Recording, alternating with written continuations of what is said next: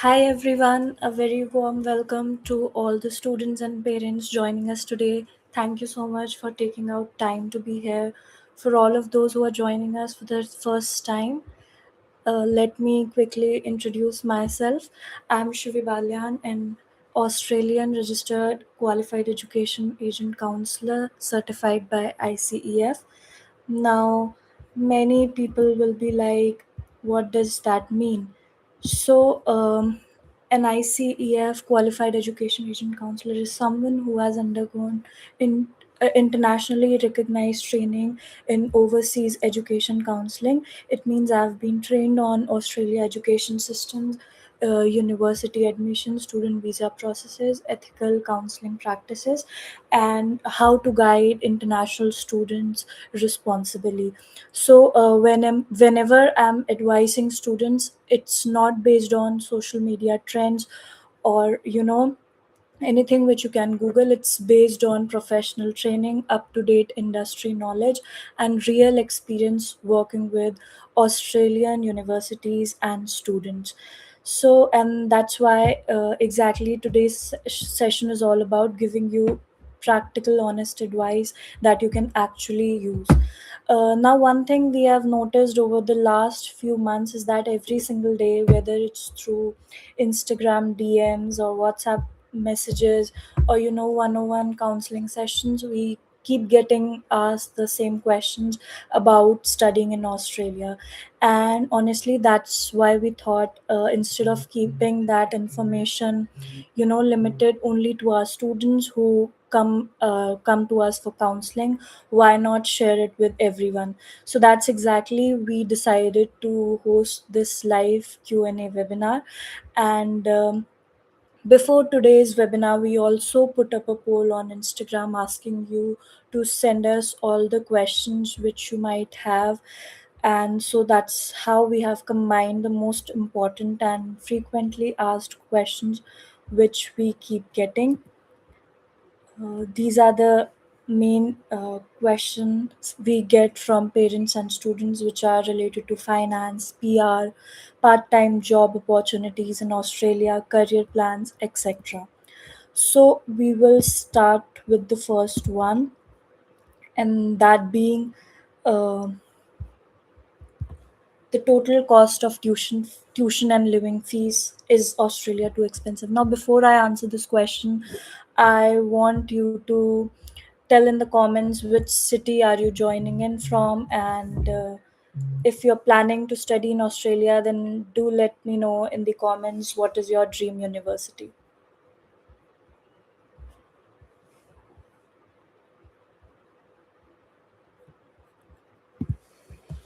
Yeah, so I think almost every parent has asked me this question at least once, that kitna kharcha aega. And honestly, it's a very valid question because that's how you plan everything. If you have your finances ready, then only you can plan and think about coming to Australia. So now, one thing I always tell parents is that please don't compare your child's expenses with someone else. One student tell me that my cousin has spent over 30 lakhs on their education, and the another one tells that my friend says that they have spent 1 cr on his education in US. Someone says that Australia is becoming too expensive. So the truth is, none of these answers are completely right or completely wrong, because studying in Australia is not a fixed price package. It depends on four important factors. Number one being your course. Now, medicine, engineering, nursing, business, IT, they all have different tuition fees. Similarly, a diploma, a bachelor's, a master's might have different fee structures because the program varies in the duration. So that's why fees is also different for all these programs, right?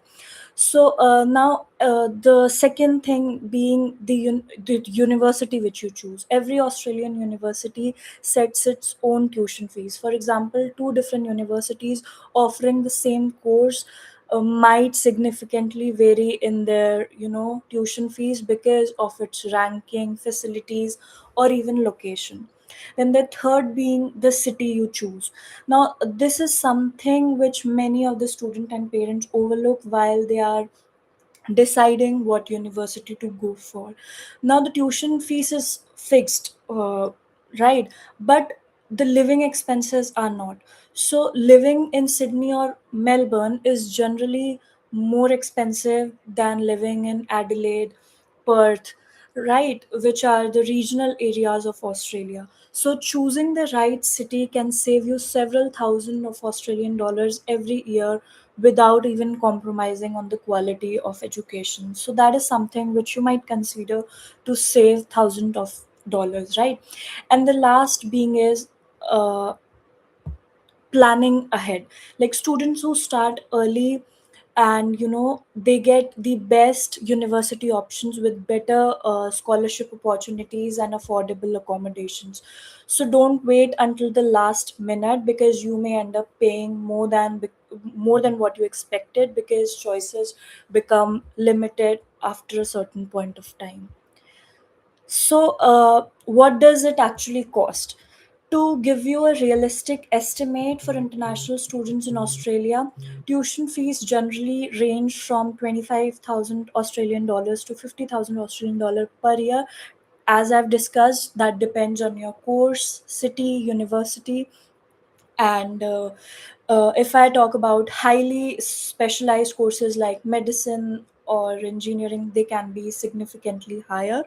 And the Australian government also recommends budgeting approximately 29,710 Australian dollars per year for their living expense, which, and apart from the living expense and tuition fees, uh, the the other miscellaneous expenses include the visa fees, which is around uh, 1.5 lakhs INR, and health insurance for 1 year can cost up to 1 lakh per year. So, that being answered, we move on to our next question, that is, are scholarships available? So, this is another most important question we receive almost every day, and I have some good news for all of you, that yes, Australian universities do offer scholarships to international students. However, let's also clear one misconception. Many people think that scholarships are only students only for students who score 95%, and that's simply not true. Universities may look at many factors like your academic performance, obviously, but they may also consider your English proficiency level, your statement of purpose, extracurricular achievements, and sometimes even your work experience. So scholarships can range from 10% to 50% of your tuition fees depending on the university and your profile. Many universities apply these scholarships automatically, so you don't need to submit a separate application for that. And my biggest advice here is that if scholarships are important for you, then don't wait until the last minute, because many scholarships have limited funding, and um you may apply early and then be applicable to get the scholarships. So planning early gives you the best opportunity and focus, and the most important and easy thing which you can do is focus on your English score. That really matters. Now, moving on to the next question, which is, where will my child live? How do we secure the accommodations? And I completely understand why parents ask questions like these. In fact, after visa approval, this is usually the biggest concern. And the good news is that the Australian universities provide several accommodation options. Students can choose from on campus accommodation, which is the most expensive of all, but you get all the facilities in the campus itself. Then the next being university managed student residences. Then you can also opt for the shared apartments, and the students who are underage, they have to go for the option that is homestay, wherein you live with an Australian family. And if you have a family in Australia, then well and good, you can just simply stay with them. Otherwise, there are many websites which offers homestay wherein they connect you with the Australian family, and uh, you can choose whatever options you find suitable for you. And parents don't book accommodation, like from random social media website or post, because accommodation scams do happen, and you should always use verified providers or university recommended options only. Or if you have personally visited the property, or someone close to you has visited the property, then only you should finalize and make the payment. With that being said, the next question is, how early shall we start the application process, and how many days does it take to my visa to come? And my recommendation is very simple: start planning at least 6 months before your intended intake. For example, if you are coming for the July intake, you should definitely start in January or February, because there are many steps involved, like choosing the course, selecting the university, preparing your documents, receiving your conditional offer letter, and then satisfying those conditions, and eventually getting your unconditional offer letter. Then you have to accept the offer letter, then you pay the tuition fees, you get your confirmation of enrollment, which is the very important document for your visa application. And then the last step is applying for your student visa. Uh, and after that, you arrange for your accommodation and book your flights, and uh, that's how the process looks like. And the earlier you start, the smoother the process becomes for you, and the more opportunities you grab if you start the process early. So, what about the visa processing time? So, the time may vary depending on individual circumstances and the Department of Home Affairs workload. So, to give you an idea, 50% of the applications are processed in the initial 19 days, 70% are processed in 35 days, and 100% cases are usually processed in 3 to 5 months. So that's why I always advise students that never wait until the last minute to submit your visa application. Now, moving on to the next question: what essential financial documents are required for the visa application? Now, not only financial documents, let's talk about what are the documents that are required. So, the exact documents depend on your profile and university. However, generally, you will need passport, academic transcripts and certificates, English language tests, statement of purpose, your resume for postgraduate applicants, and the financial documents may include fixed deposits, bank statements from sponsor, affidavit of sponsorship, your 3 years of your sponsor's ITR, and any of the assets which you'll be selling. So you'll need the sale deed to prove that the source of these funds is genuine. I can take up this topic in detail, like what are the financial documents required. So if you want to see that, comment in the chat box, and we'll definitely make a separate session for covering all of the financial documents requirement.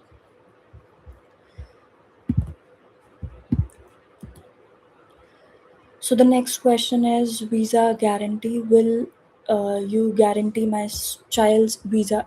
Like, so this is probably one of the most important questions, and wherein the parents come and ask that, will you be guaranteeing my child's visa? So the answer is very straightforward, and that is no.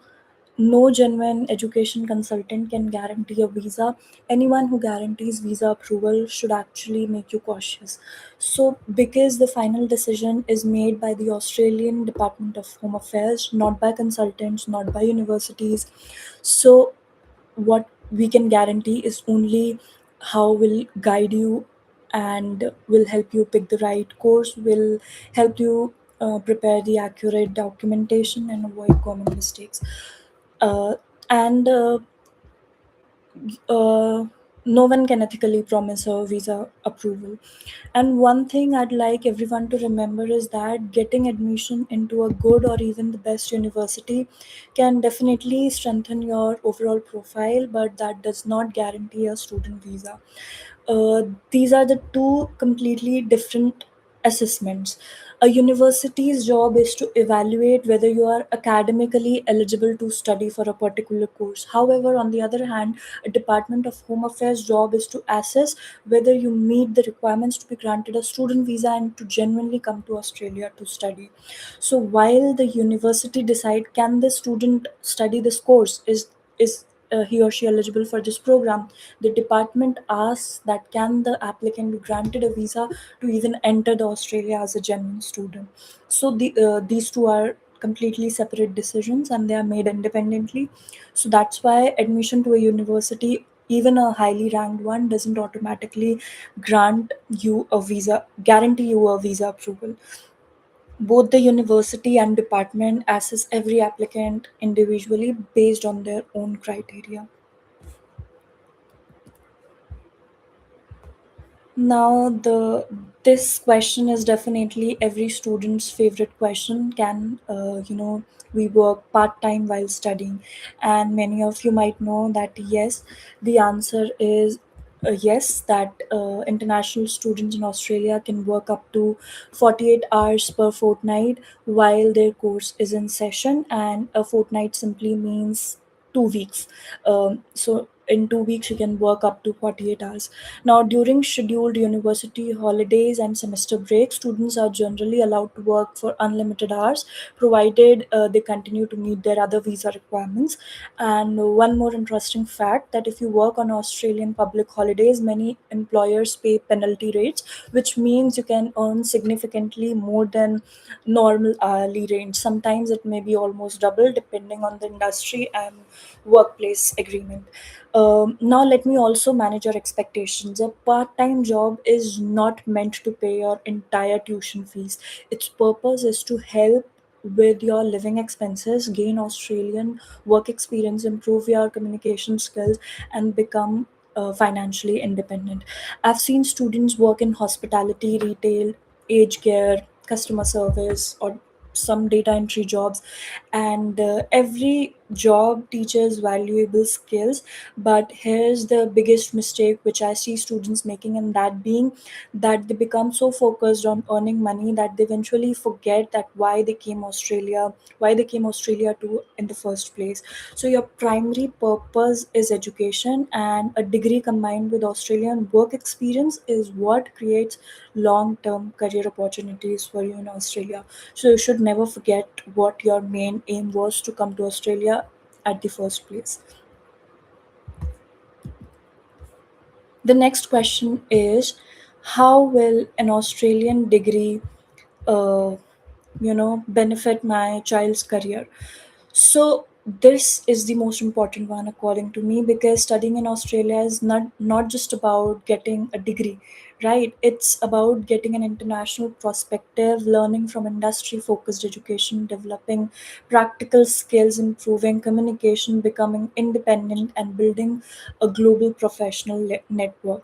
Australian universities you know play they play a very strong role in your networking, and they have strong emphasis on practical learning, internships, projects, and your employability rate. Now, employers today just aren't looking for qualification. They are looking for graduates who can solve problems, communicate effectively, and adapt to different work environments. An Australian qualification is recognized globally, which means it can open opportunities not only in Australia but in many other countries as well. So when parents ask me studying in Australia worth the investment, I tell them don't look at the tuition fees number, but look at the value of the education, the skills your child will gain, and the confidence they'll build, and the career opportunities it can create over the next 20 to 30 years, maybe. So that's the real return on investment which you get. Now we come to the last question, which is how difficult it is to get permanent residency in Australia, because many students come to us with with this thing in their mind that eventually they want to settle in Australia, right? So सब लोग यही पूछते हैं कि ma'am अगर Australia पढ़ने जा रहे हैं तो पीआर तो मिल ही जाएगा ना. And I'd like to answer this question very honestly because I believe it's the most important to set the right expectations. And the short answer is that studying in Australia does not guarantee you permanent residency. Many people think that if you get admission to an Australian university automatically means that eventually you'll become a permanent resident. But unfortunately, that's a myth, and PR and studying are two completely different processes, and your student visa only allows you to study, and PR is based on the Australia's immigration policies and whether your profile meets the eligibility criteria at the time you apply or not. So Australia majorly looks for when you think about PR. So this is what Australia is looking for. Um, Number one being your age, your English proficiency level, your qualifications, your work experience related to the education qualification which you have achieved, your occupation, whether your occupation is on the relevant skilled occupation list, your overall point score. Australia follows a point based migration system. So, all these criteria which I'm talking about gives you certain points towards your overall profile, and then the total of these scores eventually you know makes you eligible to apply for the EOI application of interest, and eventually you get an invitation from the government, and that's how you apply for your permanent resident visa. And the current Australian immigration policies can change over the time, and it's not a single factor, it's your overall profile. So my advice to students is always that you should not choose course only because someone told you that it can lead to PR. Choose a course that genuinely matches your academic background, your interest and your long term career goals. क्योंकि जिसमें आपका interest होगा, अगर आप उसमें genuinely मेहनत करोगे, eventually you'll find a way out, you'll make a good career out of it. But if you only focus on PR, then you might end up doing a course which is not of your interest, and immigration policies might change, and then you'll be not in a very good situation to be in. So occupations move on and off skilled list, and points requirement changes. So but if you have built a strong career and valuable skills, you'll always have better opportunities whether in Australia or anyone else. So your goal should be getting getting the academic qualifications which are of your interest. So, to conclude with, is PR impossible? Not at all. Thousands of skilled professionals successfully obtain their permanent residency every year, but they do so because they meet the eligibility requirements in place at that time. There's no shortcut, there's no guarantee. The best approach is to focus first thing on getting quality education, building strong skills, gaining relevant work experience, and staying informed about immigration policies. So, our first priority is helping you make the right education decision, not just selling you a dream. So, I hope today's discussion gave you something more valuable than just answers. I hope it gave you clarity, because studying abroad is one of the biggest investment you'll make, not just financially but also for your future. You'll invest a lot of time in it, and decisions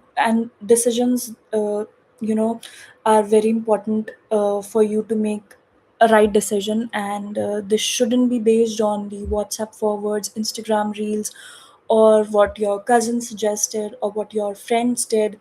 They should be based on real facts, planning, and the right guidance. So if you have any other questions which wasn't covered in today's session, you can send us a message after this live as well, and we would be happy to guide you. You can connect with us on our phone number